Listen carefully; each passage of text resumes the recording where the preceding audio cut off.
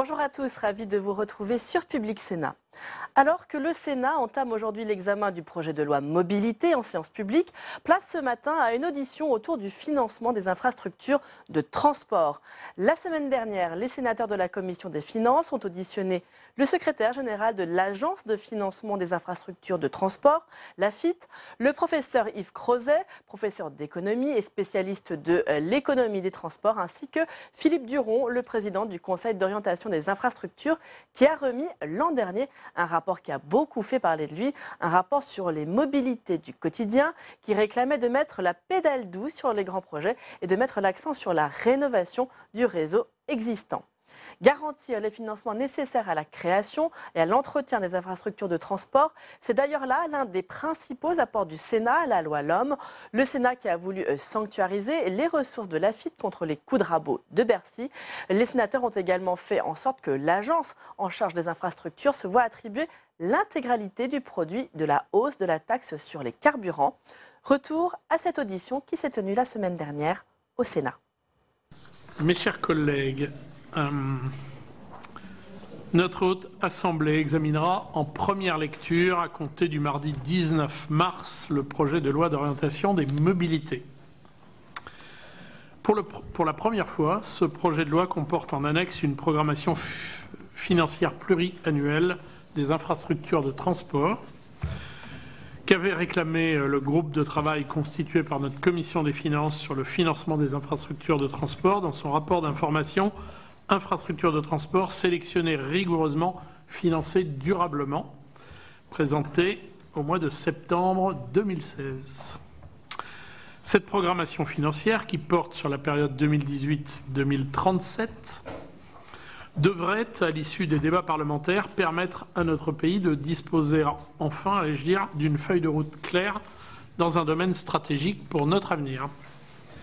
L'audition commune organisée aujourd'hui a pour objectif d'éclairer notre commission des finances sur les différents enjeux soulevés par cette programmation financière, priorité accordée à la rénovation des réseaux existants et au transport du quotidien, devenir des grands projets structurants pour les territoires, place des différents modes de transport, recettes affectées à l'Agence de financement des infrastructures de transport de France, etc.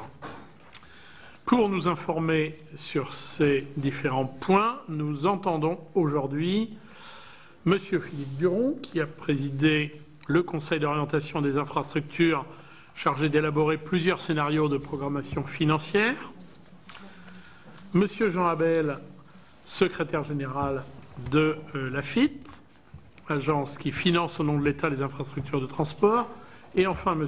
Yves Crozet, professeur émérite à l'Institut d'études politiques de Lyon, et qu'il est traditionnel de voir présenté sous l'appellation d'économiste des transports. Je vous rappelle que notre audition est ouverte à la presse, qu'elle est retransmise sur le site internet du Sénat. Je vais donc vous proposer d'entendre en premier lieu Philippe Duron, qui va nous expliquer, s'il le veut bien, comment lui et les membres du Conseil d'orientation des infrastructures ont travaillé pour recenser et puis hiérarchiser les besoins en infrastructures de transport que l'on voit s'exprimer en différents points du territoire. Et puis, comment ils ont élaboré différents scénarios d'investissement, 3 scénarios, qui sont à l'origine de la programmation financière pluriannuelle qui nous est proposée aujourd'hui. Cher Philippe, à vous la parole. Monsieur le Président, Mesdames et Messieurs les sénateurs, Mesdames et Messieurs, vous l'avez très bien résumé dans le titre d'un rapport du Sénat auquel vous venez de faire allusion, Monsieur le Président. Il faut aujourd'hui sélectionner rigoureusement les infrastructures et les financer durablement. Ça aurait pu être le titre aussi de la lettre de mission que le COI a reçue de la part du gouvernement. En effet, à quoi le gouvernement, comme d'autres d'ailleurs, a-t-il été confronté? À d'abord un besoin d'efficacité des infrastructures et des services de transport et également à une meilleure prise en compte des déplacements quotidiens de nos concitoyens. Alors pour regarder comment on pouvait faire en sorte de restaurer la qualité des infrastructures, mais aussi de les moderniser et de proposer des services qui répondent mieux aux déplacements quotidiens d'une grande partie de nos concitoyens, eh bien le gouvernement a mis en place un conseil mixte et pluraliste, composé tout à la fois de parlementaires, 3 sénateurs, dont Hervé Maurey, le président de la commission de l'aménagement du territoire de votre Assemblée, Michel Dagbert également, et puis également 3 députés, dont la présidente Pompili, une députée européenne, présidente de la commission TRAN, et des représentants des grandes associations d'élus, l'ADF, mais aussi France Urbaine et Région de France. Et puis, à côté, des personnalités qualifiées, souvent de hauts fonctionnaires, mais aussi d'autres personnalités qui viennent du monde des TP ou qui ont été les élus locaux ou des gens qu'on a remarqués pour leur intérêt pour les infrastructures. Ce conseil a eu 4 mois pour travailler en s'appuyant sur la DGITM, bien sûr, le service du ministère, mais aussi sur le CGEDD, qui dispose de ressources intellectuelles et d'une expertise que vous connaissez tous.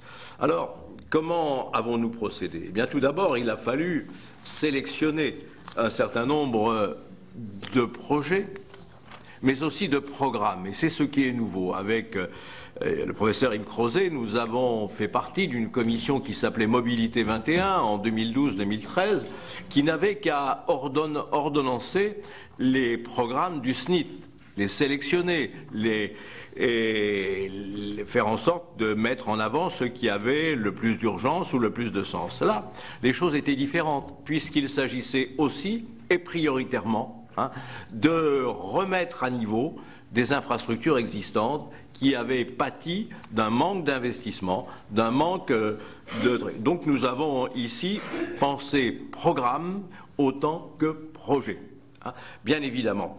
Et ces programmes devaient répondre à la double commande du président de la République, tel qu'il l'avait exprimé le 1er juillet 2017 lors de l'inauguration des LGV Atlantique à Rennes, qui était, vous l'avez rappelé, Monsieur le Président, les transports, les mobilités du quotidien et la rénovation des infrastructures. Mais il fallait aussi aller plus loin pour que ces choix soient des choix qui soient compatibles et même, j'allais dire, en synergie avec les grandes politiques publiques de l'État, qu'il s'agisse des politiques environnementales, qu'il s'agisse des politiques d'aménagement du territoire, qu'il s'agisse des politiques également économiques et d'emploi, pour n'en citer que quelques-unes. Donc, à côté de ces 2 grandes priorités, il y avait un certain nombre d'enjeux qu'il fallait prendre en considération. Ces enjeux, c'était améliorer la qualité du service des réseaux et en assurer la pérennité. Vous remarquez que j'emploie ici le terme de service, parce que l'approche par service est aujourd'hui, se substitue de plus en plus à l'approche par l'offre d'infrastructures. Ensuite, développer la performance des transports en ville et y lutter contre la congestion et la pollution. En 3e position, réduire les inégalités territoriales, c'est-à-dire notamment améliorer l'accès aux petites villes et aux villes moyennes. En 4e point, se doter d'une infrastructure et de services performants, et puis enfin de services de fret performants, et enfin placer la France à la pointe de l'innovation, c'est-à-dire prendre en compte les 2 innovations de rupture que sont la décarbonation des transports routiers, mais également la prise en considération, l'utilisation, l'appui sur la digitalisation qui est aujourd'hui présente dans tous les secteurs de la vie économique et sociale de notre pays. Alors bien évidemment, tout cela a un coût considérable qu'il n'est pas possible d'assumer dans un temps bref. D'où l'intérêt d'une programmation, et c'est l'innovation un peu. Une des innovations de la loi d'orientation des mobilités, c'est d'avoir intégré un volet programmation Hein, c'était une chose qui était attendue par votre Assemblée, qui était attendue par d'autres institutions, hein, ou d'autres centres, groupes d'intérêt dans ce pays. Et c'est une chose qui avait fait ses preuves aussi bien dans des pays que l'Allemagne, que la Suisse, et que tous les pays d'ailleurs de l'élargissement se sont vus imposer par la Commission européenne, hein, depuis maintenant plus d'une dizaine d'années. Donc, comment construire une programmation? Eh bien, bien évidemment, en regardant quels sont les sujets prioritaires et puis aussi en les évaluant. Et ici, nous avons bien évidemment évalué ces projets et ces programmes en nous appuyant sur deux choses. Hein. D'abord, l'évaluation socio-économique monétarisée et notamment la valeur actualisée nette. Hein. Mais on s'aperçoit très vite, et on en avait fait le constat dans Mobilité 21, que cette approche valorise certains items de façon excessive, notamment le temps gagné. Hein.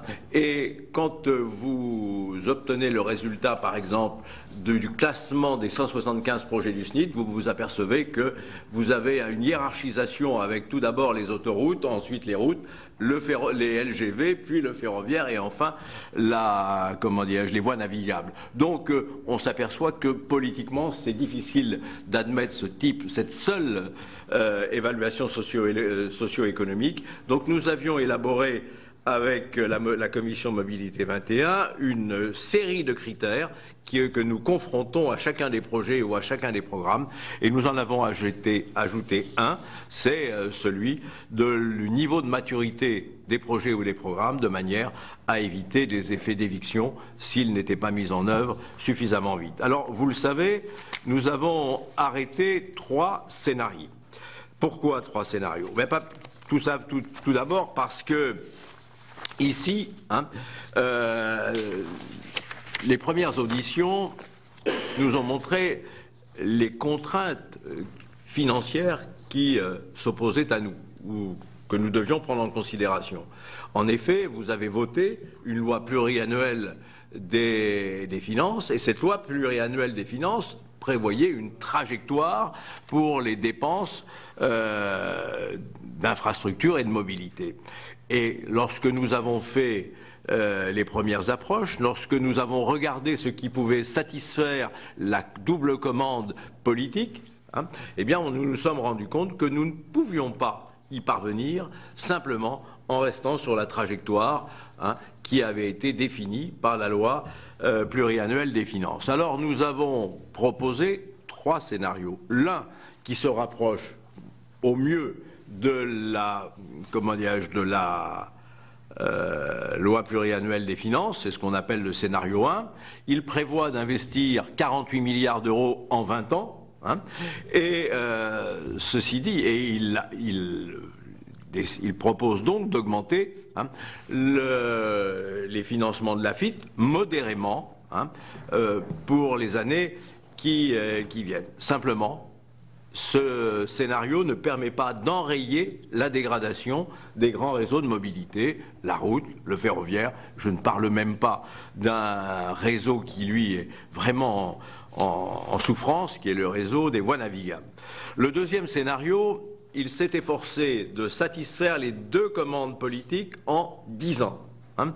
Ce scénario, il prévoit d'octroyer aux infrastructures 60 milliards d'euros en 20 ans, mais cela veut dire que chaque année, il faudra augmenter de 600 millions d'euros, hein, le budget de l'AFIT par rapport au scénario 1. Ça veut dire qu'ici, on arrive à 3 milliards d'euros pour le budget de l'AFIT dans les 20 ans qui viennent.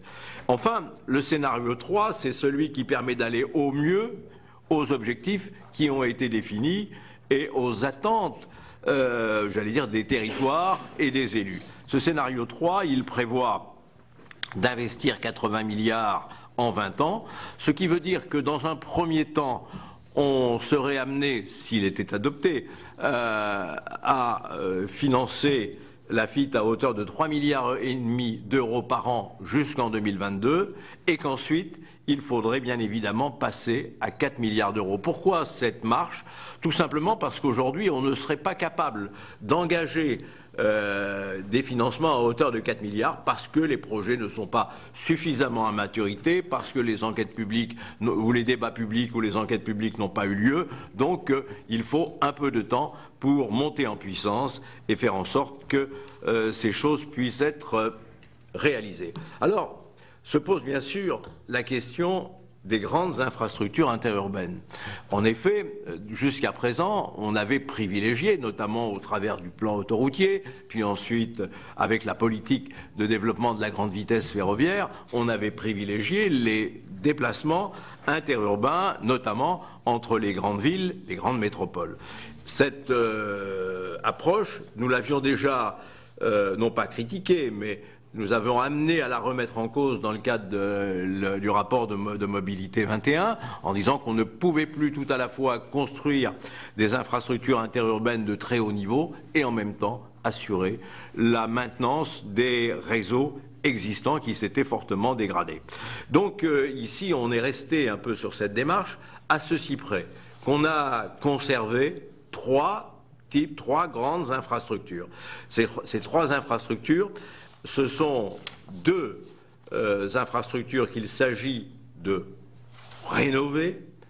Il s'agit tout d'abord de LNPN, c'est-à-dire liaison nouvelle Paris-Normandie, c'est-à-dire Paris-Le Havre, Paris-Cherbourg.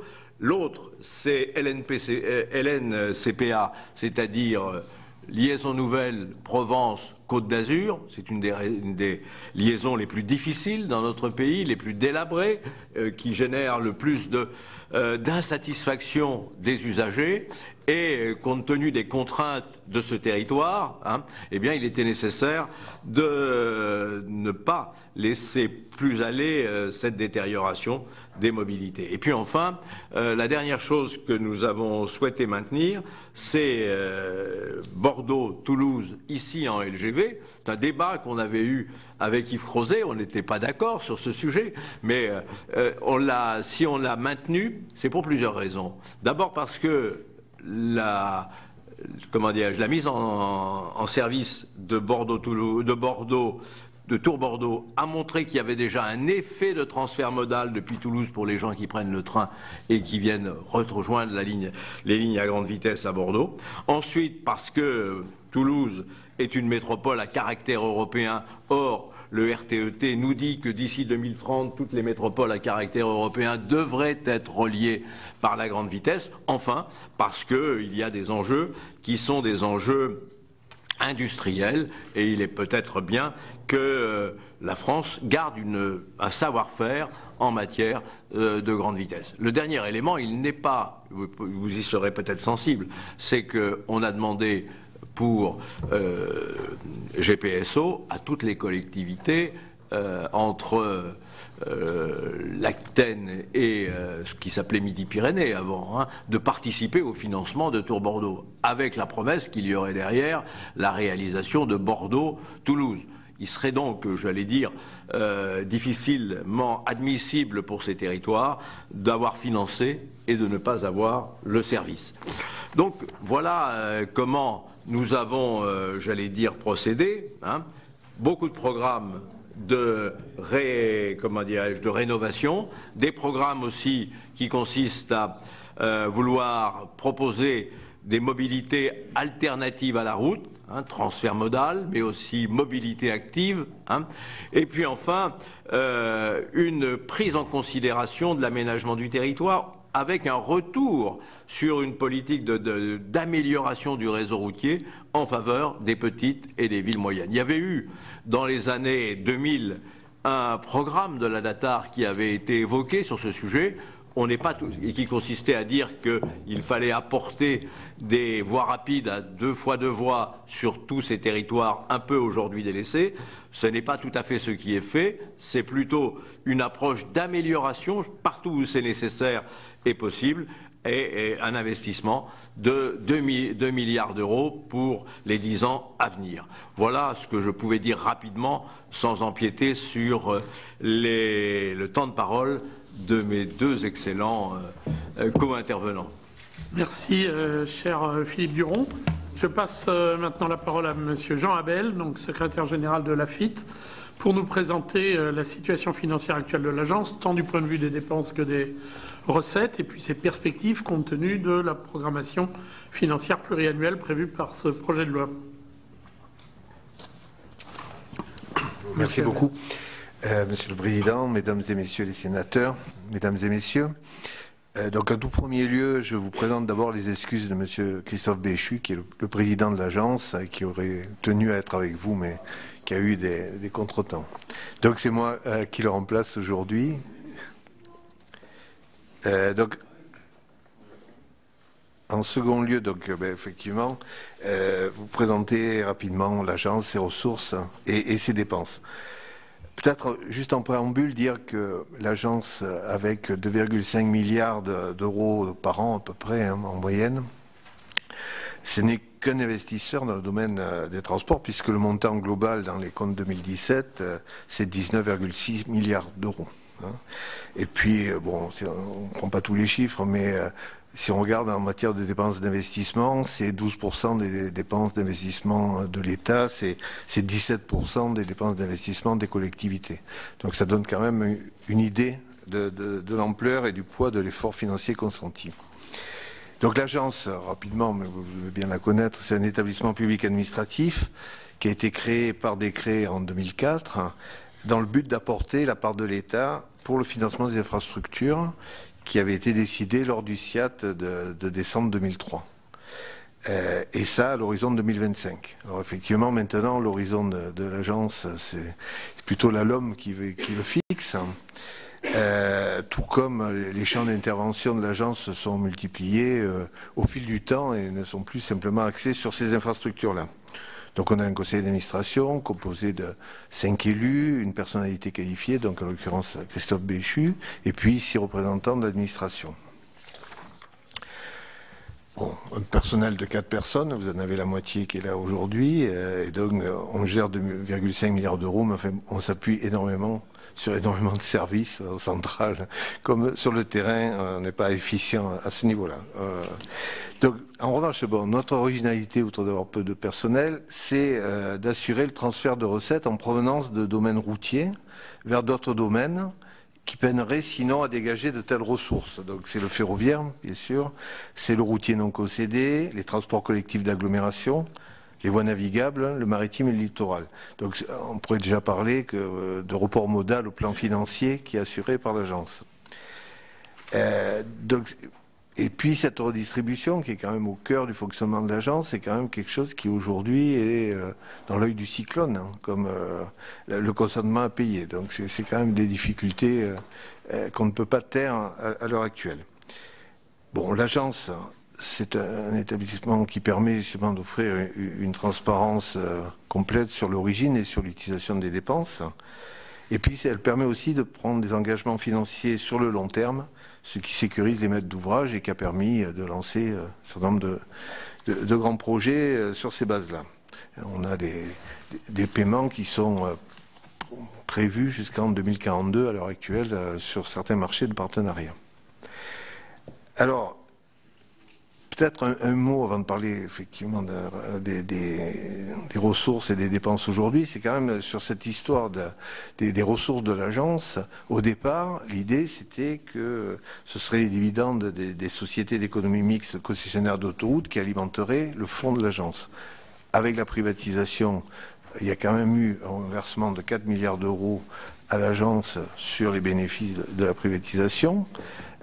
Et c'est installé ce qu'on pourrait appeler le socle des ressources de l'agence qui vient des sociétés concessionnaires d'autoroutes, c'est la redevance domaniale et la taxe d'aménagement du territoire, avec une partie des amendes radars, ça dès 2006, oui, on a cette base-là. Et si on la regarde à l'aune du budget 2019, c'est 1 milliard à peu près d'euros, et puis il y a 60 millions d'euros de contributions exceptionnelles des sociétés concessionnaires d'autoroutes. Donc on a à peu près 1 milliard, et pour arriver à 2 milliards, 2 milliards et demi, qui a été le budget sur toutes ces années, la première idée, ça a été, en attendant de trouver quelque chose de plus pérenne, ça a été des fonds affectés par l'État.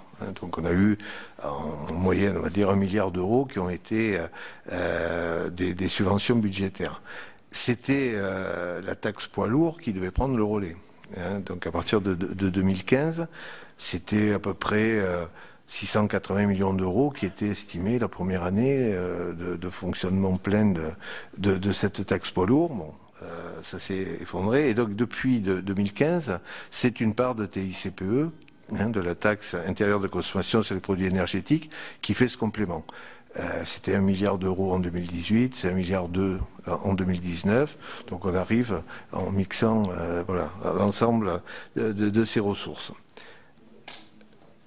C'est-à-dire que, donc, si on revient sur cette 1,2 milliard, c'est-à-dire que ce qui était prévu en LFI pour 2019, malgré les événements qui ont conduit à annuler l'augmentation généralisée de la TICPE, on a quand même eu une dotation pour l'agence à la hauteur qui était initialement prévue. Donc, sur les dépenses de l'agence, depuis quelques années, elles s'inscrivent maintenant prioritairement dans l'esprit de ce que M. Duron nous rappelait, c'est-à-dire la maintenance et la sécurisation des infrastructures en place, sachant que les financements de la FID vont vers le routier et que cette même mission concernant le ferroviaire est dévolue à SNCF Réseau. Donc nous, on est sur le routier principalement, également sur les voies navigables, qui est un des budgets de l'agence. Et puis dans la mise en œuvre des CPER. Donc si on regarde depuis la création de l'agence, à peu près 40 milliards d'euros qui ont été engagés. Et si on regarde la répartition de ces moyens, c'est pour à peu près 40% le ferroviaire et également 40% chacun le ferroviaire et le routier non concédé. C'est à peu près 12% pour les transports collectifs d'agglomération, en notant une progression assez nette ces dernières années, et à peu près 2,5% chacun pour d'un côté les voies navigables et de l'autre côté maritime et littoral. Donc si on zoome sur le budget 2019, on peut faire ressortir les chiffres suivants. Donc on a 2 milliards 478 millions de recettes. C'est en fait 247 millions d'euros de plus qu'en 2018. Les recettes 2018 ont connu l'effet baisse drastique des amendes radar, puisqu'on a perdu plus de 200 millions d'euros par rapport à ce qui était initialement estimé. En crédit de paiement, on est à 2,480 milliards d'euros. Alors, c'est un peu moins globalement pour l'année 2018, mais si on regarde qu'en 2018, on a soldé la dette Ecomove à plus de 324 millions d'euros, en fait, si on raisonne en budget opérationnel, on a quand même 235 millions de plus pour investir effectivement sur les mobilités que l'année dernière. Et puis on a 1,9 milliard d'autorisation d'engagement. C'est le niveau qu'on avait en 2017. C'est une mesure de prudence parce que, étant donné que le débat sur la LOM, le débat sur les financements à partir de 2020, le renforcement des financements qui sont la grande actualité de l'année, il était de bonne gestion de ne pas ouvrir trop d'autorisations d'engagement. Ça ne met absolument pas en cause les financements de l'année, puisque l'ensemble des domaines, sauf le maritime qui recule très légèrement, augmente cette année. On a plus d'1 milliard d'euros de crédits de paiement sur le ferroviaire, 944 millions d'euros sur le routier, 274 millions qui est une nette progression sur les transports collectifs d'agglomération, 107 millions d'euros pour le fluvial, qui était à 80 millions d'euros l'année dernière. Donc les signaux ont été entendus par le ministère sur la nécessité de renforcer en particulier le volet modernisation. Et puis 40 millions d'euros pour le maritime et le littoral. De notre côté, bon, ce budget 2019 à 2,5 milliards d'euros, il ne remet pas en cause la trajectoire LOM, dans le sens où elle est à établir sur 5 ans et puis plus loin, hein, comme l'a rappelé M. Durand, et que donc c'est à 2,5, 2,6 pour une année 2019, c'est pas le fond de la question. La vraie question, et puis je pense qu'on reviendra dessus ensuite, c'est comment on trouve ces ressources supplémentaires. On est dans la programmation LOM sur un scénario qu'on pourrait appeler 2- par rapport à votre exposé, c'est-à-dire on est plutôt de l'ordre de 500 millions d'euros par rapport aux 600 que vous citiez, qui sont à trouver à partir de l'année prochaine. Voilà. Peut-être un mot de conclusion et à mon très modeste avis ce que je peux avoir sur la question. Je pense qu'il est fondamental effectivement de conforter ces financements, d'avoir une destination a priori de ces financements qui soit fixée pour éviter que ça soit la foire d'empoigne tous les jours de savoir où on va les mettre. Une structure pour regarder tout ça, le COI, je crois que le travail qui a été fait au début, et si on pouvait perpétuer ce travail-là, ce serait sans doute utile aussi parce que aujourd'hui le temps est assez court et les choix doivent être réorganisés sur des périodes de quelques années, donc c'est peut-être pas mal qu'on ait une structure qui permette d'ajuster aux réalités et aux besoins majeurs ces choses-là, mais aussi maîtriser où on met ses finances. Et puis, même si on peut constater que c'est plus de 40% sur 5 ans, l'effort qui est dans la trajectoire financière de la LOM, c'est quand même une somme qui ne peut pas suffire à mon sens. Mais là, c'est vraiment, à titre très personnel que je le dis, à traiter de la question des mobilités si on ne travaille pas aussi sur autre chose que les infrastructures, sur autre chose que les moyens modernes. Et donc il faut aussi qu'on travaille non seulement sur l'offre, ce qui a toujours été en plus moi mon cœur de métier, mais aussi sur la demande et sur la manière dont on peut, par le biais de l'urbanisme, du logement, de l'organisation du temps de travail, les NTIC que vous avez cités, il y a quand même tout un travail à faire parce que la réponse, elle sera la convergence de grand nombre d'actions et pas simplement, à mon sens, de savoir bien financer les meilleurs projets. Voilà, je vous remercie. Merci beaucoup, Monsieur Abel. Je cède à présent la parole à Monsieur Yves Crozet, donc économiste des transports, pour qu'il nous livre son analyse sur cette programmation financière pluriannuelle des infrastructures de transport. Est-elle soutenable financièrement? Est-elle cohérente avec les priorités affichées par le pouvoir exécutif, le gouvernement en l'espèce? On attend vos éclairages sur ce point, Monsieur Crozet. Oui, merci, Monsieur le Président. Merci de l'invitation. Je pense que sur la LOM ne comporte pas que cette dimension programmation des infrastructures, parce que comme l'a très bien dit Philippe Duron tout à l'heure, on parle plus de transport mais de mobilité, on parle moins d'infrastructures, on parle plus de services. Donc, je pense qu'il faut éviter de se polariser sur cet aspect-là, même si on le voit bien, le compte n'y est pas. C'est-à-dire que tout le monde affiche le scénario 2. On vient de nous dire, M. Abel vient de nous dire 2-, et on voit bien que, compte tenu d'un certain nombre d'événements, d'une taxe carbone qui ne pourra pas augmenter comme prévu, et d'autres mécaniques sur les comptes publics, on voit bien qu'il n'y arrivera pas. Et donc, je voudrais d'abord rappeler que la LOM était une loi absolument nécessaire, et quand on regarde l'exposé des motifs, on est très surpris de voir qu'ils auraient dû demander à faire l'exposé des motifs à un universitaire plutôt qu'à un cabinet. L'exposé des motifs tourne autour du pot sur deux choses. C'est-à-dire que la LOM, elle veut succéder à la LOTI.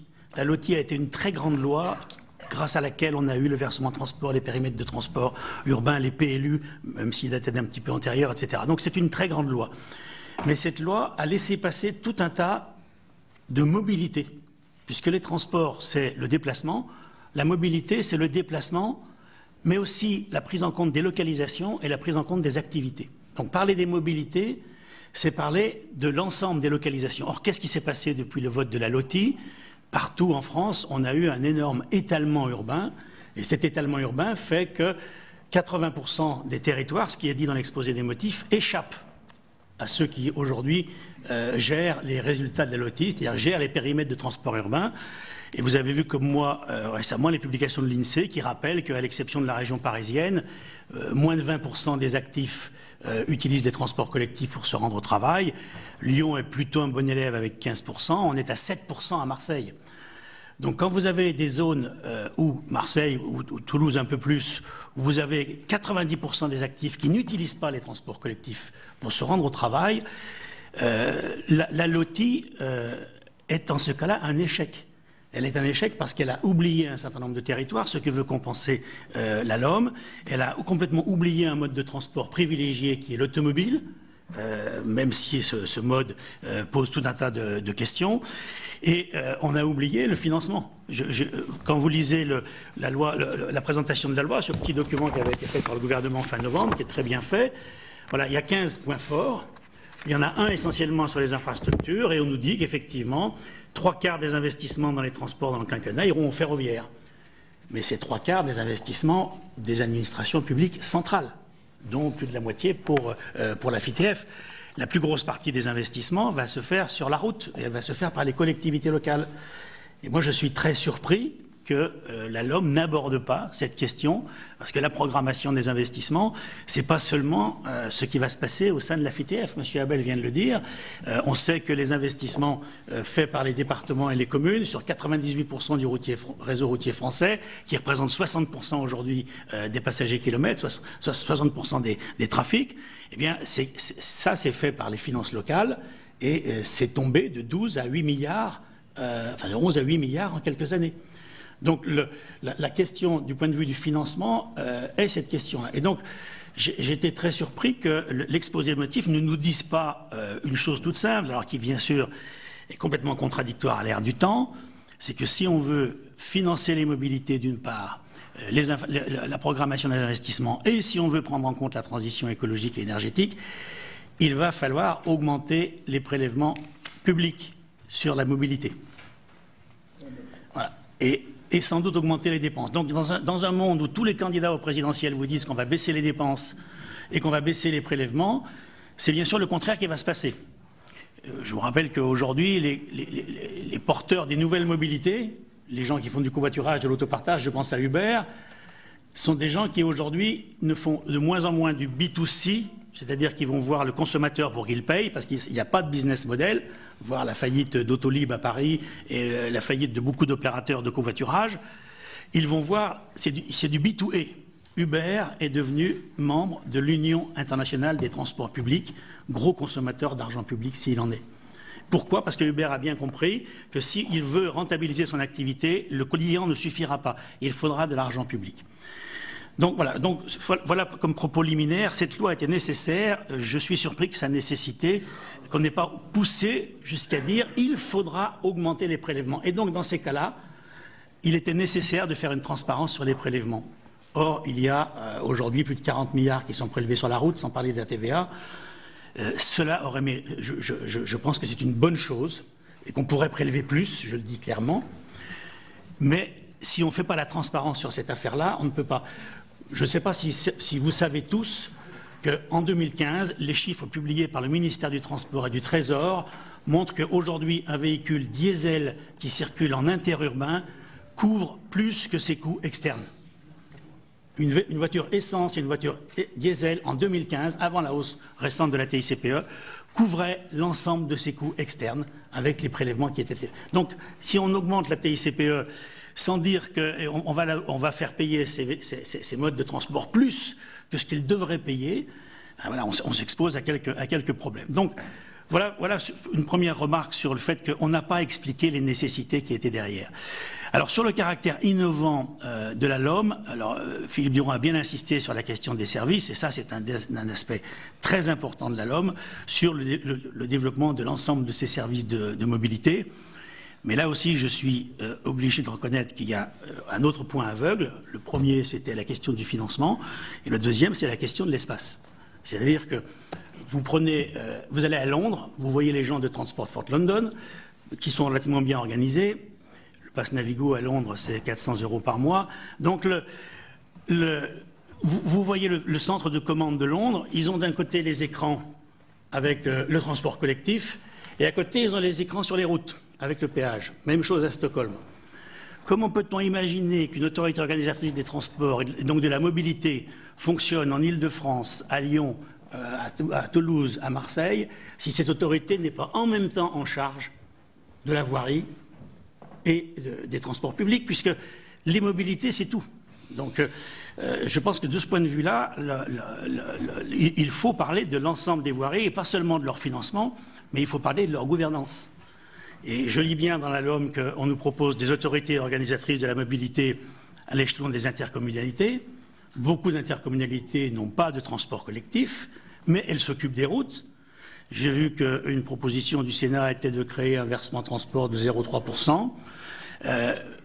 Objectivement, la route paye déjà beaucoup. On pourrait affecter une partie des recettes des routes pour entretenir les routes, plutôt que pour payer les dépenses sociales.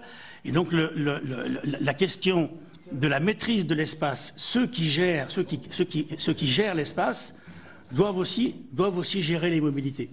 Et donc je pense que le caractère innovant de la LOM est pauvre de ce point de vue-là, parce qu'on parle beaucoup de nouvelles mobilités, de covoiturage, mais si vous voulez développer le covoiturage, il faudra réorganiser les voiries. Il faudra créer des parkings, il faudra créer des voies réservées, il faudra créer peut-être des péages. Le péage urbain qui était dans le projet de l'homme a été retiré au mois de novembre suite aux événements que vous connaissez. Donc je trouve qu'il y a un peu de pauvreté du point de vue de l'innovation. Pour revenir donc et pour terminer sur l'ambition et sur la question de la programmation pluriannuelle des investissements, vous avez bien compris que la grande fragilité de la LOM aujourd'hui, c'est sa question financière. Philippe Durand et quelques autres ont fait une tribune dans les Échos là-dessus. Et aujourd'hui, on est plutôt sur le scénario 1 du COI plutôt que sur les scénarios 2 et encore moins les scénarios 3. Et je pense encore une fois que si on veut organiser les choses différemment et réaliser ce scénario 2 qui est souhaitable. Je partage les positions de Philippe sur la ligne Paris-Normandie, sur les améliorations en PACA et sur la nécessité à terme d'avoir un TGV entre Bordeaux et Toulouse, sans doute pas entre Bordeaux et Dax. Eh bien, il faut clairement mettre en place la question de l'augmentation des prélèvements. Pour financer Bordeaux-Toulouse, qu'est-ce que vous faites? Est-ce que vous pompez la FITF? Puisque je rappelle que ce projet n'est pas rentable au sens où le trafic ne permettra pas de financer l'infrastructure. Est-ce que vous prélevez sur la FITF, donc sur d'autres projets? Est-ce que vous prélevez avec des systèmes de type Société du Grand Paris qui prélèveront des impôts sur les bureaux, sur les entreprises, sur je ne sais qui, et qui à partir de là pourront lever l'impôt? Voilà. Donc vous voyez bien qu'on est sur des sujets extrêmement sensibles, puisqu'on n'échappera sans doute pas à une hausse des prélèvements. Et je pense qu'il aurait encore une fois été préférable de dire nous allons augmenter les prélèvements. Et là, par exemple, se pose la question du versement transport, qui fait déjà 8 milliards d'euros en France, dont 4 milliards en région parisienne. Faut-il vraiment augmenter le versement transport alors que ce versement dédouane les entreprises de leurs responsabilités? J'ai payé le versement transport, je ne m'en occupe plus. Je vous donne juste un exemple de l'Est lyonnais, là où vous avez une zone qu'on appelle la plaine de l'Ain, où il y a beaucoup d'activités de logistique, beaucoup d'entrepôts, beaucoup de salariés qui fonctionnent en horaire décalé et zéro transport public parce qu'il n'y a pas le flux nécessaire. Les entreprises payent beaucoup de versements transport parce que c'est des entreprises de main-d'œuvre, et en même temps, l'offre est nulle. Et les chefs d'entreprise nous disent, nous on préférerait ne pas payer le versement transport, mais on est prêt à prendre en charge le transport de nos salariés, à l'organiser avec des systèmes de ramassage. Il y avait dans le projet de loi de l'homme initial l'idée de développer des taxis amateurs. Cette idée a disparu, malheureusement, comme l'idée de péage urbain, comme l'autre idée qui a disparu, mais je crois que le Sénat voulait la remettre, qui était l'idée de contrat opérationnel entre les autorités et les régions. Voilà, donc on voit bien que sur ces questions de financement des mobilités urbaines, on ne va pas pouvoir non plus augmenter indéfiniment le versement transport. Donc si j'ai une seule chose à vous dire, arrêtons de chercher toujours des vaches à lait qui s'appelleraient écotaxe poids lourd, qui s'appelleraient TICPE, qui s'appelleraient rente autoroutière, etc. Et disons clairement aux usagers que d'une façon ou d'une autre, il va falloir payer plus pour que, de même que l'eau paye l'eau, la mobilité paye la mobilité. Merci, Monsieur Crozet, de ce propos ça va animer le débat. Tout à fait précis. Alors, mes chers collègues, après avoir entendu donc nos trois invités, je vous propose, comme il est de tradition, d'entendre l'interpellation, questionnement, avis du rapporteur général, puis du rapporteur spécial sur le texte que nous aurons examiné, en l'occurrence Fabienne Keller. Donc, Bon, alors moi j'ai un énorme regret, chers messieurs, chers collègues. À ma place, il y a quelques années, il y avait un certain Christian Eckert qui était précisément là, et moi j'étais là. Et en séance, tout à coup, je le vois prendre le téléphone que lui tendait son conseiller qui était derrière, et il apprenait en direct que Ségolène Royal avait décidé la suppression de l'écotaxe. Donc je pense qu'on est allé un peu vite, à la fois sur une part de recettes et également sur, malheureusement, un coût qui a été quand même assez lourd pour les finances publiques. Alors la question, à l'instant Yves Crozet l'a un peu abordée, mais la question que tout le monde se pose, peut-on ressusciter une forme de taxe poids lourd, de vignettes, d'écotaxe, qui... Et là, j'aimerais savoir s'il y a on nous cite régulièrement des exemples étrangers. On parle de l'Allemagne, de la Suisse. Certes, en Allemagne, les autoroutes sont plutôt gratuites, certes. C'est gratuit. Est-ce qu'il y a un moyen d'avoir une taxe qui permettrait de taxer le trafic de transit en France? Ça peut être les poids lourds qui vont de l'Espagne à la Belgique, ou les poids lourds qui passent en Alsace pour échapper à l'Allemagne, et qui permettrait de ne pas nuire à la compétitivité des transports français. En clair, est-ce qu'on peut taxer les poids lourds étrangers d'une façon ou d'une autre? Est-ce qu'on peut prévoir une récupération de cette taxe? Est-ce qu'il y a un moyen quand même de faire en sorte que ce trafic de transit, la France est un pays de transit, moi j'étais président d'une collectivité où il y avait plusieurs milliers de poids lourds qui passent chaque jour et qui traversent la France, qui traversent la France sans verser un centime de contribution. Un poids lourd espagnol peut traverser la France. Voilà. Donc comment faire en clair payer ce trafic de transit? Donc quelle est la solution? Et notamment, regarde des exemples étrangers. La deuxième question, vous avez abordé la question des radars, mais M. Abel est peut-être allé un peu vite sur les chiffres. Il me semble qu'il y a quelques événements, quand je vois les radars, j'en vois beaucoup qui ne sont pas actifs en ce moment. Est-ce que vous avez... Non, est-ce que vous constatez une baisse? Est-ce que vous craignez ou pas une baisse de... C'est dommage, la direction du budget était invitée, mais elle n'a pas daigné venir. Hein. Donc on a peut-être dû insister, les obliger à venir, mais enfin, on n'a pas trop insisté. Est-ce que vous constatez une baisse du produit des radars, et est-ce qu'il y a des inquiétudes notamment sur le financement de la FIT? Et puis la troisième question, le gouvernement a commandé un rapport qui, à ma connaissance, n'était pas public, j'en ai demandé une copie, à l'inspection des finances et au Conseil de l'environnement et du développement durable, concernant l'avenir du réseau routier concédé. Et je pose la question notamment du réseau autoroutier en Île-de-France. C'est une question qui est chère à Philippe Dallier. Lorsqu'on va à l'aéroport de Charles de Gaulle, par exemple, ou d'Orly, c'est minable, hein, c'est honteux. Voilà, ce n'est pas digne. Voilà, on sort du réseau concédé, on arrive sur un réseau État non concédé. Voilà, c'est sale, c'est pas entretenu, c'est absolument pas digne, voilà. C'est même dangereux, il n'y a pas d'éclairage, alors que normalement l'éclairage est en panne, les câbles ont été volés, etc. etc. Donc avez-vous une position?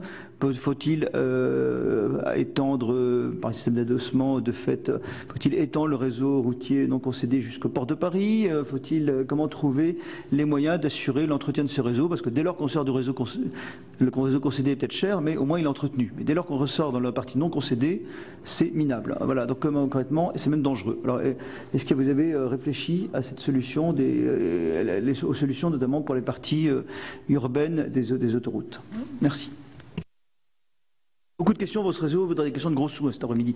Merci, monsieur le rapporteur général. Madame la rapporteure spéciale sur les transports, Fabienne Keller. Oui, merci beaucoup. Donc, nous remercions les trois intervenants, grands professionnels, chacun dans leur domaine, pour les éléments d'éclairage qu'ils ont pu nous apporter cet après-midi.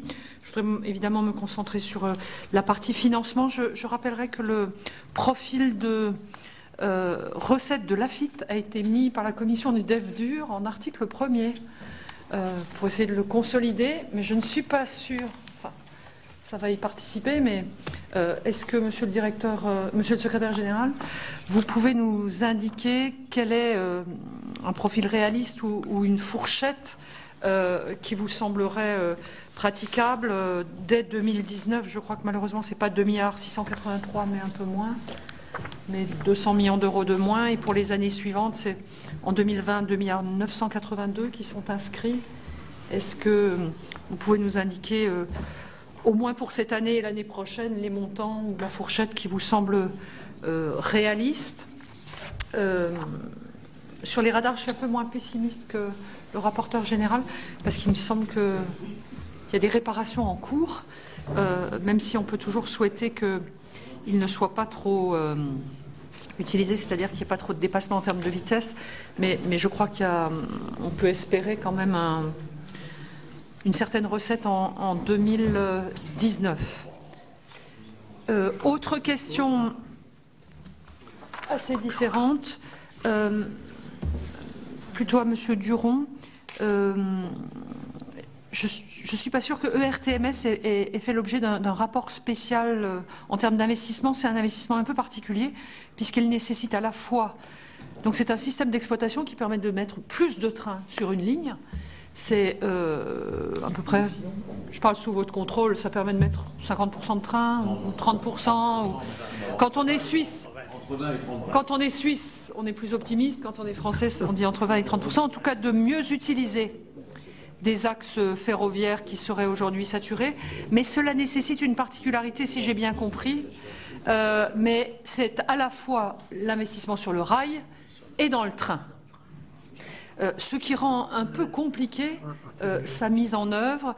Est-ce que pour vous, c'est peut-être un peu technique, mais est-ce que pour vous c'est un levier intéressant? Est-ce que ça vaudrait la peine de mieux le valoriser, sachant que c'est compliqué puisqu'il faut faire l'investissement dans des trains dont on n'est pas complètement sûr qu'ils circulent sur de telles voies, mais ça peut être un levier d'efficacité des investissements déjà réalisés. Je vous remercie. Merci Fabienne. Alors, je vais proposer à nos intervenants de répondre au rapporteur général, au rapporteur spécial, mais je leur indique qu'il faut s'évertuer à être concis, car j'ai ensuite 8 de nos collègues inscrits pour une deuxième séquence de questionnement et de réponses. Donc voilà, si vous pouvez être très rapide. Je ne suis pas sûr que la concision soit ma qualité première, mais je vais m'essayer de m'améliorer. Première chose, sur la résurrection de la taxe poids lourd ou d'une vignette. Je crois que nous avions proposé en deuxième solution dans notre rapport de remettre en place une vignette, alors non pas kilométrique, quand on sentait bien que politiquement c'était pas acceptable après la crise des bonnets rouges, mais une vignette temporelle et forfaitaire, qui, comment dirais-je, moi je l'avais proposé parce que ça avait été une contre-proposition de l'OTRE au moment de la question de l'écotaxe. Combien de tonnes? Parce que c'était un peu bas, 3,5 tonnes. Ah oui, ben... 3 tonnes 5, mais après le tonnage, c'est un autre truc. Vous avez remarqué que les Allemands, ils ont commencé à 12 tonnes et ils sont arrivés à 3 tonnes 5 maintenant. Alors on peut avoir une approche progressive, gradualiste, c'est peut-être prudent. Mais pour l'instant, cette idée a été, j'allais dire, n'a pas été arbitrée. La ministre souhaite une taxe qui s'imposerait aux camions étrangers en transit, parce qu'il est vrai qu'ils payent peu ou pas le coût de l'infrastructure. Le problème que ça pose, bien sûr, c'est que ça fait une discrimination entre les autres États européens et les poids lourds français. Et il faudrait donc que tout le monde paye, mais qu'il y ait, j'allais dire, un avantage consenti aux nationaux si on veut que ça puisse fonctionner. Les Polonais avaient essayé de faire ça, ça n'avait pas marché. Je n'ai rien sur les autoroutes urbaines, je laisserai Yves Crozet en parler, et j'arriverai sur la question de Madame Keller. Tout d'abord, ERTMS. Alors c'est la deuxième version qui est aujourd'hui, envisagée en France et qui on commence à mettre en œuvre entre Paris et Lyon. C'est un système de signalisation embarqué qui permet effectivement d'avoir des gains d'efficacité et donc de pouvoir passer plus de trains sur un même sillon. Et on pense actuellement, en France que c'est 20 à 30% de gains de capacité Ce qui, par exemple, pour Paris-Lyon, évite d'avoir à faire une ligne nouvelle supplémentaire, Paris-Orléans, Clermont-Lyon. Et une deuxième ligne a été déjà décidée et sera équipée parce qu'elle est, elle, fortement saturée. C'est LNPCA, hein, la ligne nouvelle Provence-Côte d'Azur, qui en tirerait profit. Donc on va peu à peu avancer. Mais j'observe que des pays comme l'Italie sont plus ambitieux que nous et qu'ils envisagent d'ici à 2030 plusieurs milliers de kilomètres équipés de RTMS. Alors l'autre avantage de RTMS, c'est que ça permet une interopérabilité avec les trains étrangers qui traverseraient notre pays. Voilà ce qu'on peut dire ici sur cette affaire, mais bien évidemment, on a tout intérêt à avancer dans ce sujet, simplement c'est coûteux. Merci, Monsieur Abel, Monsieur Crozet, comme vous voulez. Oui, sur le RTMS, il faut savoir que les retards en France ont une explication, c'est que le RTMS permet l'ouverture à la concurrence. Donc aujourd'hui, un train allemand ne peut pas circuler entre Paris et Lyon parce qu'il faut qu'il soit équipé d'un système KVB, qui est un ancien système dont seuls les trains de la SNCF sont équipés. Donc la SNCF, comme d'ailleurs la Deutsche Bahn en Allemagne, freine des 4 fers, si je puis dire, avant l'installation de l'ERTMS, alors que les petits pays, Belgique, etc., sont tous passés à l'ERTMS parce qu'ils savent qu'ils sont traversés par des trains qui viennent de l'étranger. Je reviens, Monsieur Montgolfier, sur votre troisième question, est une réponse à la première. C'est-à-dire que quand vous dites que les réseaux concédés sont bien entretenus et que les réseaux non concédés ne le sont pas, ça veut dire que la tarification de la route, ce pourquoi je plaide depuis des années, c'est-à-dire qu'il faut que la route sorte du système non marchand, comme l'eau, comme les ordures ménagères, comme la télévision, pour lesquelles on paye des redevances. Et c'est quand même très surprenant que sur des choses qui concernent l'environnement, le climat et les générations futures, comme les mobilités, on ne soit pas capable de mettre en place une tarification comme on a fait pour l'eau. Le principe de l'eau paye l'eau, et comme on a fait pour les ordures ménagères, où maintenant on paye au poids ou au volume. de TICPE. Voilà. Donc, voilà. De Voilà. Mais TICPE qui n'est pas payé par les véhicules électriques et qui n'est pas payé, comme vous l'avez dit, par les poids lourds étrangers. Donc, on se rend bien compte que la TICPE n'est pas le système de tarification de l'avenir. Donc, avec la nouvelle formule d'Eurovignette, on voit bien qu'il va falloir tarifer d'une façon ou d'une autre. Donc, et c'est vrai que la tarification permet d'entretenir. C'est pour ça qu'aujourd'hui, plusieurs proposent des solutions un peu bancales qui consistent à dire on va utiliser l'argent des péages pour entretenir les bouts de réseau non concédés qui sont autour. Mais c'est des solutions bancales parce qu'on n'ose pas aller vers la vraie solution qui est de dire il faut tarifer l'usage des routes. Alors évidemment, la vignette ancien modèle, voilà, on revient en arrière, mais au moins il y a une tarification, enfin forfaitaire, pour aller ensuite vers quelque chose qui se fait à la distance.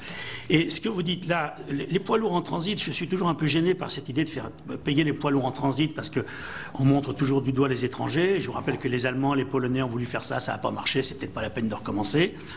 Je vous rappelle que les poids lourds, c'est 30% du chiffre d'affaires des sociétés d'autoroutes, c'est-à-dire 3 milliards d'euros, dont 1 milliard retombe dans la poche de mon voisin, plus une partie non négligeable dans les poches de la sécurité sociale, de l'État avec l'impôt sur les sociétés, des redevances domaniales, etc. Enfin les redevances domaniales c'est pour vous.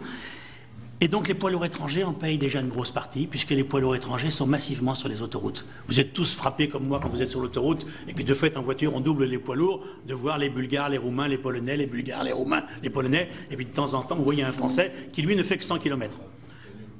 Donc les poids lourds étrangers contribuent déjà fortement aux infrastructures françaises via les péages qu'ils payent. Alors ensuite, je vous dis que ce n'est pas un système qui est durable dans le temps, parce que dans le temps, il faut aller vers une tarification, comme on l'avait vu pour l'écotaxe, mais les poids lourds étrangers, ils ne sont pas tous sur l'autoroute, on est d'accord, mais contribuent déjà fortement. Sur les radars, je laisserai Monsieur Abel répondre. Sur le financement, je reviens juste, je vous disais tout à l'heure qu'une voiture qui roule aujourd'hui diesel ou essence sur une route rurale paye ses coûts externes, paye l'ensemble de ses coûts externes. Une voiture qui circule en zone urbaine, qu'elle soit électrique, et encore plus si elle est essence, est très très loin de payer ses coûts externes. Donc s'il y a un endroit où il faut tarifer la route, c'est d'abord et avant tout en zone urbaine. Les voitures et les poids lourds. Et je pense que les choses avanceront en matière de tarification de la mobilité quand on arrêtera de désigner du doigt les méchants pour exclure tout le monde, exclure les autres. Il faut désigner l'ensemble des systèmes motorisés. Si une vignette est créée, elle ne doit pas être créée pour les poids lourds. Et les automobilistes disent non, tant mieux, c'est les méchants poids lourds. Non, tous ceux qui utilisent la route avec un système à moteur doivent payer. Autrement dit, si une vignette devait se faire, il faut la mettre sur les automobiles en même temps, à un niveau faible bien sûr. Mais pour acclimater cette idée, alors sauf à considérer bien sûr que le changement climatique n'est pas un problème, mais on voit bien que les émissions de CO2 en France ont augmenté en 2017, elles ont réaugmenté encore en 2018, et malgré la hausse de la TICPE, on voit bien qu'il va falloir serrer la vis sur la mobilité automobile. Et donc il faut annoncer la hausse des prélèvements, non pas sous forme d'impôts qui tombent on ne sait où, mais sous forme de redevances qui permettent d'entretenir les routes, qui permettent de financer des systèmes alternatifs à l'autosolisme, etc. Donc il faut avoir un langage, effectivement, un peu d'économiste, je suis désolé. Parfait, merci Monsieur Crozet. Monsieur Abel. Donc le spécialiste des amendes radars. Donc peut-être vous rappeler, pour ceux qui se remettent en tête, en 2017, il y a eu 1,9 milliard qui a été rapporté par les amendes radars. Alors ça a servi d'abord la lutte contre l'insécurité routière, 900 millions d'euros à peu près. Ensuite, les collectivités territoriales, 270 millions d'euros. La délégation à la sécurité routière de 149, le désendettement de l'État 89, et le reste pour la FIT. Alors c'était une bonne année, 2017, 405 millions d'euros. En revanche, 2018, il y a toujours les 4 premiers, le 5e, là il a touché que 248 millions d'euros l'année dernière. Et si on zoome un peu, un premier semestre correct et puis un second semestre qui a commencé à être mauvais, même avant que les gilets jaunes mettent leurs graines de sable dans le système. Donc 248 millions d'euros l'année dernière. Le budget de cette année, c'est 226 millions en prévision. Donc en fait, ça tient compte de l'effet, on va dire, inversé. C'est un premier semestre mauvais, un second semestre qui pourrait redevenir normal. Donc il n'y a pas de course en avant dans les ressources. C'est plutôt une ressource qui sera réalisable dans, disons, les éléments dont on dispose. Voilà, sur les amendements. Peut-être, pour répondre à votre question, Madame Keller, l'année donc 2019, elle est un peu moins que ce qui était initialement prévu, mais la trajectoire générale, 13,4, on lit 13,6, ça dépend où on lit, mais fait à peu près sur 5 ans, 13,4 à 13,6 milliards d'euros. C'est vraiment 2020. Et puis surtout 2021, 2022, 2023 qui vont le faire, monter les projets. Donc il faut une ressource supplémentaire qui soit là à partir de l'année prochaine, qui monte en puissance, qui soit en plein régime à partir de 2021. Alors c'est vrai qu'une question comme la vignette, c'est quelque chose qui peut se mettre assez rapidement en place, qui doit toucher tout le monde, on est bien d'accord. Je pense que même la ministre a dit c'est l'ensemble des poids lourds, et s'il y a un retour, ça sera pour l'ensemble des gens. Par exemple, s'il y a des remboursements de TICPE, ça sera pour l'ensemble des gens qui font le plein en France. Ça ne sera pas que pour les poids lourds français. Ça peut être plus large, comme vous le disiez. C'est à creuser. Ce qu'il faut, c'est que ça soit accepté. Et donc, il y a un fort volet d'acceptation avant de décider. Puis, il faut que ça soit réellement rentable, parce qu'on cherche au moins 500 millions d'euros. Il ne faut pas créer un système qui ne serait pas productif à ce niveau-là. Sinon, par an, c'est un minimum pour tenir le scénario. Et à partir de là, la trajectoire qui est écrite, même si les annuités bougent un peu, c'est surtout le résultat qui est important, on est sur la bonne trajectoire. La FIT a maintenant 15 ans et notre rôle de parlementaire est bien sûr de voter les lois et aussi de contrôler l'action du gouvernement et de ses dépendances et aussi peut-être de vérifier que les recommandations de la Cour des comptes, lorsqu'il y en a, puissent être effectivement mises en œuvre. Il s'avère qu'ici, il y a eu un rapport en 2016 et ce rapport a formulé un certain nombre d'observations, en particulier sur le fait que la FIT était considérée comme un opérateur de l'État sans feuille de route ni marge de manœuvre et donc il avait été notamment recommandé que le conseil d'administration de la FIT assure pleinement ses responsabilités en hiérarchisant les projets, en garantissant leur conformité à une trajectoire financière explicite. Je voulais savoir, bien sûr, si recommandations avaient été mises en œuvre. La Cour des comptes avait également dit que l'AFIT le président de l'AFIT n'était destinataire d'aucune lettre de mission, ni contrat de performance ou d'objectif. Je voudrais savoir si depuis lors une quelconque mission a été assignée au président de l'AFIT.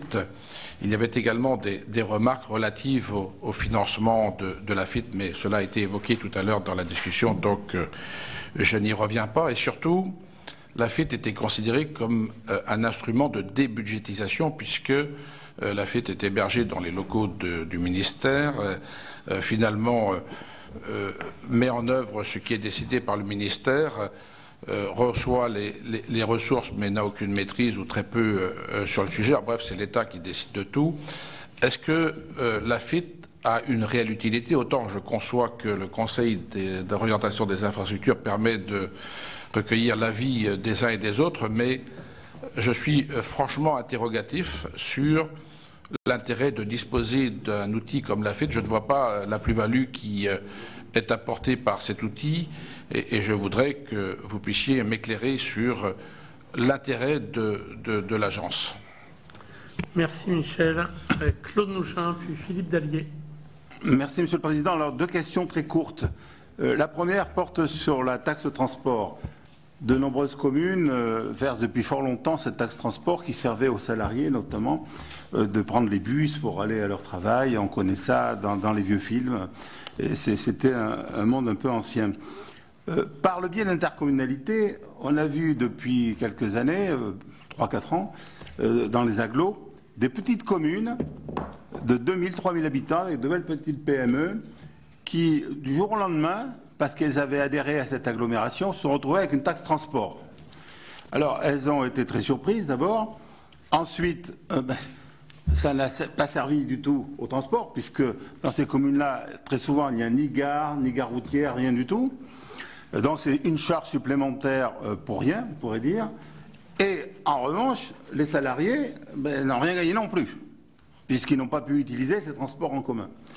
Donc, ça a été perdant-perdant pour tous les habitants, entreprises et salariés de ces communes. Donc, on a fait allusion tout à l'heure. Est-ce qu'il n'est pas possible, et est-ce qu'on peut préciser un peu les choses, si, en supprimant dans ces communes-là cette taxe de transport, et la remplacer, les entreprises, une aide aux salariés, par le biais de prestations, ce qui leur permettrait d'atténuer le coût de transport qui n'est que par la voiture. Parce que dans nos campagnes, dans des départements ruraux, on ne va au travail que par la voiture. Ça, je pense que souvent on l'oublie, et dans beaucoup de propositions de loi également. La deuxième question que vous voulez poser, Monsieur Philippe Duron connaît parfaitement, je pense, le problème du POLT, Paris-Orléans, Limoges-Toulouse. Bien, vous avez confirmé que la LGV serait faite entre Bordeaux et Toulouse. Il y avait un projet de LGV entre Poitiers et Limoges qui permettait donc de réduire d'1 heure à peu près le trajet entre le centre de la France, notamment Limoges, et puis Paris. On sait que ce projet, malgré différentes commissions, donc il est à l'eau, on va dire, il est terminé. Et donc, est-ce qu'il est prévu des infrastructures, des investissements lourds sur cette ligne? Je vous rappelle que dans les années 60, il y a pratiquement bientôt 60 ans, il y avait un train mythique qui s'appelait le Capitole, qui mettait 3 heures 3 quarts pour aller à Brive, ou 2 heures 3 quarts, je parle sous contrôle de mes collègues, 2 heures 3 quarts pour aller à Limoges. Et aujourd'hui, il faut 1 heure de plus, 3 quarts d'heure de plus, on va dire. Donc en 60 ans, on a perdu 3 quarts d'heure. Donc ce n'est pas un progrès scientifique terrible. Et donc, pourquoi? Parce que la ligne a été abandonnée. D'ailleurs, il y a eu un accident tragique à Brétigny, je vous le rappelle. C'est venu du mauvais entretien de la ligne Paris-Orléans, Limoges-Toulouse. Merci. Merci Claude. Philippe Dallier, puis Emmanuel Capu. Merci, Monsieur le Président. Je voudrais tout d'abord remercier Monsieur Crozet de sa franchise parce qu'il aurait su mieux nous expliquer que nous n'avions pas les moyens de nos ambitions et que nous n'aurions peut-être d'autres solutions que d'augmenter effectivement les prélèvements, aussi bien sur les usagers que sur les entreprises. Enfin, ceci étant dit, dans la période que nous vivons, avec la sortie de la crise des Gilets jaunes, je ne sais pas quel gouvernement va prendre le risque dans un court terme de se résoudre à ce type de solution. Alors, et d'ailleurs la preuve, c'est que l'idée de laisser la possibilité aux collectivités locales de décider de la mise en place de péages urbains a tout simplement été retirée du texte qui vient. Donc c'est bien la preuve que le gouvernement mesure la sensibilité du sujet et la difficulté que ça peut représenter. Alors tout ceci étant dit, on va certainement encore se retrouver pour un moment avec des difficultés de financement de nos infrastructures prioritaires et même pour entretenir le réseau. Alors, vous nous avez expliqué, selon vous, comment on devrait sélectionner les projets, en nous rappelant que le fameux coût socio-économique n'était peut-être pas le plus pertinent, qu'on pourrait rajouter un critère de maturité des projets. Alors ça, ce sont pour les projets nouveaux. Mais sur l'entretien du réseau, et j'en reviens au point qu'avait soulevé le rapporteur général, que je voulais également évoquer, quand on regarde en Ile-de-France l'état des autoroutes non concédées, enfin, ça devient absolument dramatique. Plus d'éclairage public, les murs anti-bruit qui sur la A3 ou la 1, à mon avis, finiront par tomber sur l'autoroute avec des morts à la clé. Enfin, on en est là, hein. Ça n'est vraiment pas une caricature ce que je décris, et on voit bien que l'État est incapable de dégager les moyens. Donc pour ce qui est de l'entretien de ces réseaux, on pourrait parler aussi des ponts. On s'est à nouveau inquiété, après ce qui s'était passé à Gênes, de la situation des ponts en France, et on découvre qu'un certain nombre d'ouvrages manquent d'entretien. Voilà, enfin, en tous les cas, sur ce qui est de l'entretien courant, quels critères proposez-vous de mettre en place pour qu'on puisse effectivement traiter l'urgence? Merci Philippe Dallier. Emmanuel Capus, puis Didier Rambaud. Oui, merci Monsieur le Président. Moi, je partage tout à fait l'analyse de Philippe Dallier sur l'urgence de l'entretien avant peut-être de se lancer dans des projets nouveaux, notamment de LGV, l'entretien du réseau. À titre d'exemple, ce matin, on est quand même des spécialistes des transports et sénateurs. En venant d'Angers ce matin, j'ai encore mis 2 heures de plus en TGV. Sur un trajet d'1h30, on a mis 3h30 et on est passé par la ligne de Chartres. Donc en fait, parce qu'il y avait un problème sur la LGV. Donc l'entretien est à mon avis la priorité. Plutôt que de se lancer dans de nouveaux projets. Ça, c'était la première observation que je voulais formuler. Sur la deuxième, la question, c'est celle du financement. Je pense qu'on est tous d'accord. Et sur le financement de la FIT, on est quand même dans un paradoxe. Vous l'avez dit, sur le financement des radars, la FIT n'a que l'excédent, en fait, de ce que les autres ne prennent pas. Donc ça fluctue de façon drastique chaque année. Et au surplus, c'est le premier problème. Le deuxième problème, c'est que c'est exclusivement fondé sur des comportements non vertueux.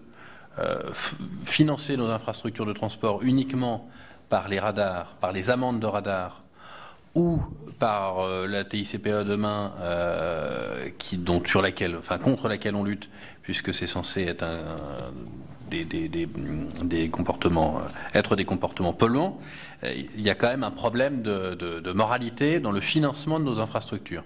Donc ma question, elle est extrêmement simple, c'est est-ce qu'on ne peut pas financer autrement la FIT et de façon plus générale nos infrastructures que par des amendes qui ont normalement vocation à disparaître, enfin, en tous les cas sur lesquels on doit lutter pour qu'elles disparaissent, et que la taxe sur les produits pétroliers également, en fait, puisqu'ils ont, et d'ailleurs ça a été dit, vocation petit à petit à au moins diminuer. Merci Emmanuel Capus, Didier Rambaud, puis Jean-Marc Gabouty. Oui, merci Monsieur le Président. Revenir effectivement sur la question posée par Yves Crozet. Quel prélèvement pour financer la mobilité publique de demain? J'ai bien noté ce qu'il avait dit sur la faible utilisation des transports publics dans un certain nombre de villes françaises, et notamment Marseille. Alors ma question, c'est pourquoi? Et est-ce que la gratuité peut être une des réponses pour faire remonter ce taux d'utilisation, tout en pensant bien que j'ai été vice-président dans le département d'Isère des transports, et je sais que la recette des usagers qu'on oublie, c'est aussi pas loin, entre 25 et 30% des recettes d'un syndicat de transport. Donc une question globale à vous trois, c'est effectivement quel est votre avis un peu sur la question de la gratuité pour les usagers? Merci. Lafitte a été imaginé, en tout cas prévu dans le SIAT pour accompagner le SIAT de 2003. C'était une première approche de programmation, j'allais dire presque vertueuse, c'est-à-dire mettre en parallèle les besoins de financement et les recettes qu'on leur affectait. Et vous l'avez, M. Abel l'a rappelé, c'était les bénéfices des SEMCA qui devaient faire face à ces dépenses. Sans doute n'auraient-elles pas été suffisantes. Bon. Aujourd'hui, Lafitte a plusieurs vertus. La première, c'est de sécuriser assez bien un certain nombre de ressources. Je dis assez bien parce que l'épisode de l'écotaxe nous a montré que ce n'était pas absolument, comment dirais-je, sans risque. Et la deuxième chose, c'est qu'elle assure une transparence, elle oblige l'État à exprimer d'une façon transparente ses décisions d'investissement. Enfin, Lafitte, elle assure dans la durée les engagements de l'État, et parce que le budget annuel des transports, comme des autres budgets, est mal adapté pour un certain nombre de grands projets qui sont financés par Lafitte. Je pense à tous les projets qui ont fait l'objet de concessions et de marchés de partenariat.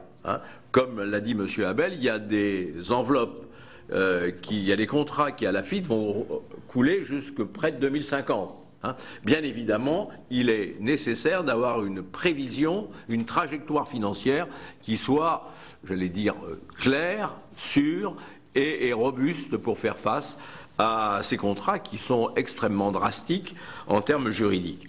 Donc, je crois qu'ici, il faudrait sans doute renforcer le rôle de Lafitte. Quand j'en étais le président, j'ai fait des propositions à ce sujet. La Cour des comptes a estimé que c'était une nécessité, et notamment peut-être lui donner un pouvoir d'alerte lorsque les financements sont mal assurés ou lorsque les réalisations de travaux ne sont pas complètement assurées.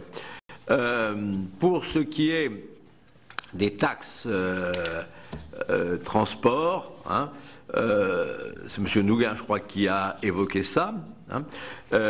On a un vrai sujet qui est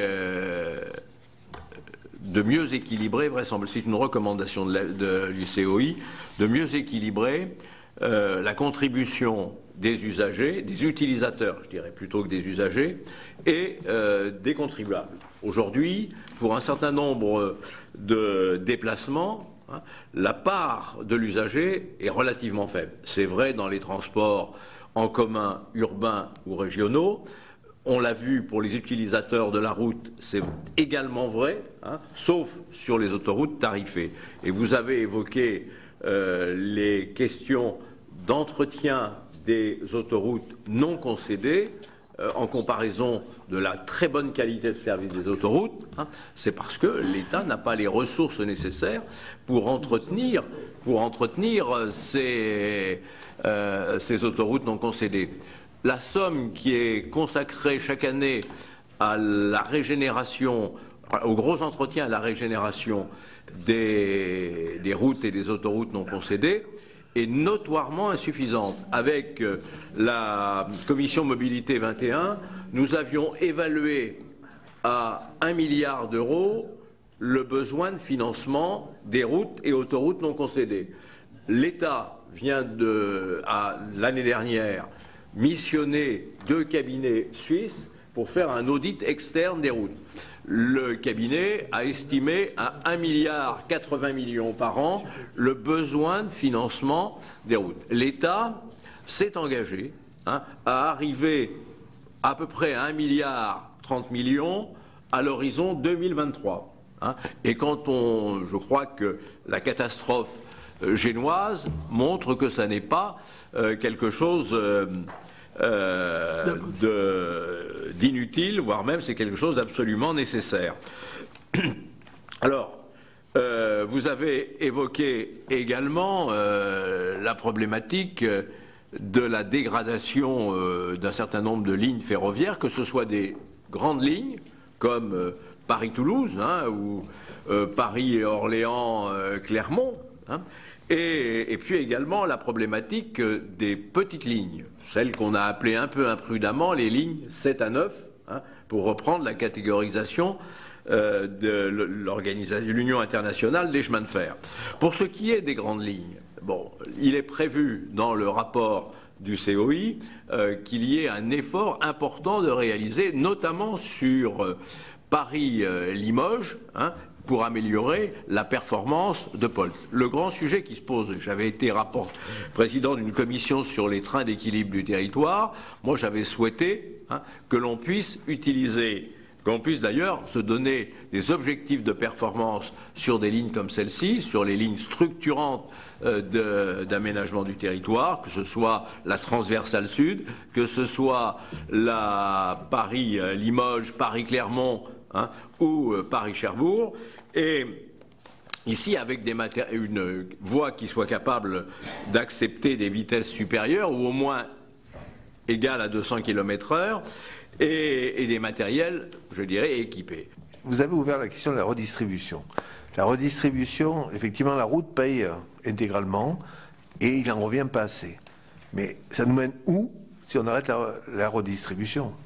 Non, mais je veux dire, c'est la question de fond, parce que tous les autres modes ne sont pas capables d'assurer l'intégralité de ce qu'il faudrait investir. Or, il y a des bénéfices à côté. Alors, on peut effectivement venir sur la question, est-ce qu'on doit payer, est-ce que la gratuité est totale ou pas? Enfin, si tout le monde devait payer que pour lui, je pense qu'il y aurait un certain nombre de domaines qui en souffriraient. Donc je pense que là, il faut, effectivement, vous avez bien fait de poser la question, je dirais, parce que je crois que derrière, c'est une réflexion beaucoup plus globale qui est à avoir. Après, est-ce que telle ou telle ressource devrait plus venir à la FIT ou pas à la FIT? À budget constant, on déshabille Pierre pour habiller Paul, hein, donc il faut aussi le voir. Et donc là aussi, la véritable question, c'est de regarder ça globalement et quel est l'impact d'en mettre moins sur un sujet pour en mettre plus sur un autre. C'est des impacts sur le sujet qui est moins loti que celui qui bénéficie de plus de moyens, qui pourrait dire merci. Enfin bon, c'est aussi le fond de la question. Sur le ferroviaire, on est engagé en tant qu'AFIT sur les LGV, c'est à peu près 300 millions d'euros par an. On paye suite à trois marchés de partenariat. C'est à peu près ça jusqu'en 2024. Après, ça diminuera. On paye effectivement sur les autoroutes ferroviaires, qui est dans le giron de l'AFIT. Sur la sécurité et sur l'accessibilité PMR, qui sont un sujet aussi qui est dans notre giron. Et puis sur les trains d'équilibre des territoires, alors c'est vrai, ça a été un choix aussi pour... Vous avez parlé tout à l'heure, il y a des endroits où il n'y aura peut-être pas de TGV un jour, ou de LGV en tout cas, le TGV ça peut aller à peu près partout. Bon, sur les trains d'équilibre des territoires, c'est aussi... plus de 380 millions d'euros dans le budget de 2019. Donc c'est un sujet. En revanche, beaucoup d'autres sujets sur les voies ferroviaires, c'est SNCF Réseau, hein, il y a des répartitions, c'est plus de 3 milliards d'euros par an quand même l'engagement de SNCF Réseau sur, en particulier, les investissements sur les petites lignes dont vous parliez tout à l'heure. Et puis, bon, vous l'avez dit aussi sur les radars, 500 millions d'euros qui étaient estimés. Bon, ben, le principe de réalité s'est appliqué à 226 millions d'euros. On essaye de ne pas s'illusionner de ressources qui ne seraient pas au rendez-vous et donc de comptes qui ne seraient pas sincères. Alors j'espère ne rien avoir oublié, mais honnêtement, vos questions étaient très intéressantes, mais fusion, enfin, de partout. Donc excusez-moi si je n'ai pas répondu à tout. Monsieur Crozet. Oui, merci Monsieur le Président. Je vais reprendre 3 ou 4 points. Sur la question des travaux, de l'urgence d'entretenir l'existant, que ce soit ferroviaire ou routier, il faut bien comprendre qu'on est en général sur des logiques de cycle. C'est-à-dire que pendant une période, on met l'accent sur quelque chose, puis après on oublie, et puis après on se rend compte que 20 ans après, il fallait investir. Je vous donne juste 2 chiffres pour l'Île-de-France. Il y a 20 ans, le total des investissements dans les infrastructures de transport en France, donc en francs constants, c'est à peu près 20 milliards d'euros par an, c'est 1% du PIB. Il y a 20 ans, sur ce total, l'Île-de-France représentait 3%. C'est-à-dire qu'on sous-investissait massivement, puisqu'il y a 20% des habitants. Et aujourd'hui, c'est 20%. Mais c'est uniquement avec le Grand Paris Express. Donc ce que vous décrivez sur les infrastructures routières de l'Île-de-France, c'est que tout simplement, il se passe sur les infrastructures routières de l'Île-de-France ce qui s'est passé sur les infrastructures ferroviaires, réseau classique en France. C'est-à-dire qu'on a oublié, et l'État a transféré tout ce qu'il a pu comme route au département, et sur le reste, vous regardez dans les comptes de transport de la nation, les dépenses de l'État pour le réseau routier national ne cessent de diminuer. Donc je vous ai dit, au total, pour les routes, on est passé de 12 milliards par an à 8 milliards par an, avec une baisse pour l'État d'à peu près de 2 à 1, et puis pour les collectivités, on a enlevé 3 à peu près. Donc donc ce qu'il faut penser, c'est comment est-ce qu'on va faire pour éviter que ça conduise à gêne. Comment est-ce qu'on va faire pour relancer une dynamique de financement? Et ça, je pense qu'on ne peut pas le faire si on n'a pas une ressource affectée à cela. C'est pour ça que moi j'ai longtemps plaidé pour, dans le cadre des assises de la mobilité, pour la création d'une entité, l'équivalent des agences de l'eau, qui s'appellerait Réseau routier de France, qui collecterait des fonds et passerait des contrats avec départements et intercommunalités et avec l'État pour entretenir les réseaux. Si vous n'affectez pas des ressources, voilà, vous ne les aurez pas. On a vu avec les départements. Le RSA leur est tombé dessus, l'autonomie, la dépendance, qu'est-ce qu'ils ont fait? Ils ont serré sur les routes. Il y avait de quoi, il y avait de la marge, ils pouvaient faire un petit peu, mais il ne faut pas le faire trop. Donc voilà, première remarque sur l'urgence. Et encore une fois, je suis un partisan de l'augmentation de l'intervention de l'État dans l'économie. Mais cette intervention de l'État, si elle doit se faire, ce n'est pas forcément par des impôts, c'est par des redevances. Voilà. La sécurité sociale, elle n'est pas financée par l'impôt, elle est financée par des redevances. Elle n'est pas toujours en équilibre d'ailleurs. Voilà. Donc c'est ça qu'il faut bien comprendre, c'est que la droite n'aime pas l'État parce qu'il considère qu'elle gaspille. Et la gauche adore l'État quand il dépense, mais oublie les recettes. Donc il faut franchir ce pont aux ânes de la droite et de la gauche en disant nous allons tous vers une augmentation de l'action de l'État et cet État doit trouver de l'argent. Voilà ce que je vous dis en étant en même temps de droite et de gauche. Sur le en même temps, imaginez un pays surprenant où le président de la République dirait, c'est un pays fictif bien sûr, où le président de la République dirait je souhaite à tout prix réduire le déficit public parce que c'est absolument indispensable, et que dans le même souffle nous dise je vais supprimer la taxe d'habitation. Hypothèse totalement... Voilà. Si ce président finit sa phrase en disant je vais supprimer la taxe d'habitation qui représente 20 milliards en France, mais bien sûr je la supprime parce qu'elle est en partie injuste et parce qu'elle porte sur un bien indispensable, l'habitation, mais je vais le transférer sur la mobilité. Et c'est pour cela que je vais créer une vignette. Alors là, on aurait compris. Voilà, donc j'insiste sur le fait qu'encore une fois, on ne peut pas aujourd'hui annoncer des baisses d'impôts et des baisses de prélèvements obligatoires. Tout le monde le fait, si on ne dit pas qu'en fait, c'est d'une autre façon qu'on va trouver l'argent. Les autoroutes à péage, c'est une idée absolument fabuleuse. On a débudgétisé, et grâce à ça, c'est 3 à 4 milliards d'euros qui tombent chaque année dans les poches de l'État, plus 20 milliards chaque fois qu'on privatise. Donc c'est une idée excellente parce que ceux qui circulent beaucoup, comme moi, je paye chaque mois 100 € d'autoroute. C'est bien parce que je suis riche et que d'autres peuvent, grâce à ça, aller à l'école maternelle gratuite. Je vous rappelle qu'en Angleterre, c'est le contraire. Les écoles maternelles sont payantes et les autoroutes sont gratuites. Voilà pour cette audition qui s'est tenue la semaine dernière au Sénat, une audition autour du financement des infrastructures de transport, un sujet au menu de la loi LOM, la loi sur les mobilités, que les sénateurs ont modifié d'ailleurs pour sécuriser le budget de l'agence en charge de ces infrastructures, notamment en lui attribuant l'intégralité du produit de la hausse de la taxe sur les carburants, la fameuse TICPE. Vous pouvez toujours voir et revoir toutes les auditions sur notre site publicsénat.fr. Très bonne journée sur les chaînes parlementaires.